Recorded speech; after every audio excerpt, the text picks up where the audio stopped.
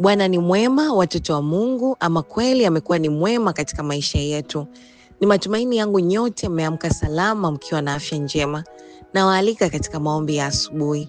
Hivi umewahi kusikia mtu akisema, nimekusamehe ila sintosahau?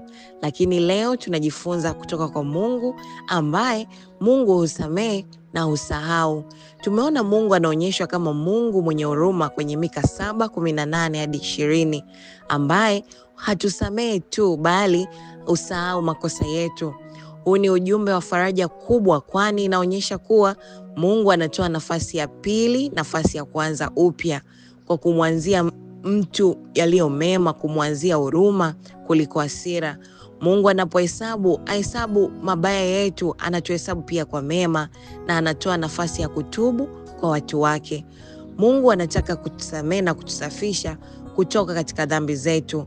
Leo hii hata tunapotanga mbali, tupate ujasiri wa kurudi kwa Mungu bila hofu, kwa kuwa msamaha uko wazi kwake, kwa maana yeye pia ni mwenye huruma.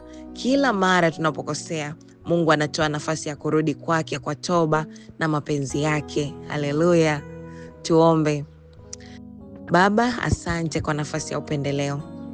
Baba, asante kwa nafasi ya pekee ya kuruhusu tuje miguuni pako hata tunapotanga mbali, tunapochafuka na dhambi.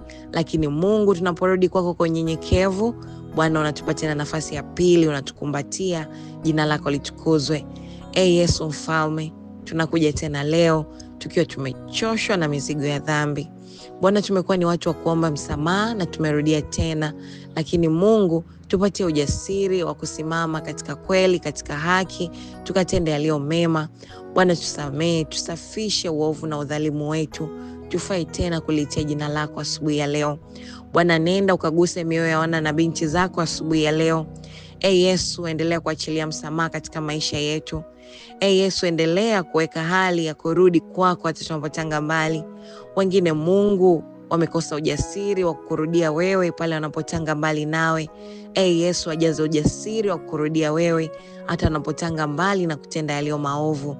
Yesu, tunakuja mbele zako asubuhi ya leo tukileta familia zetu mbele zako.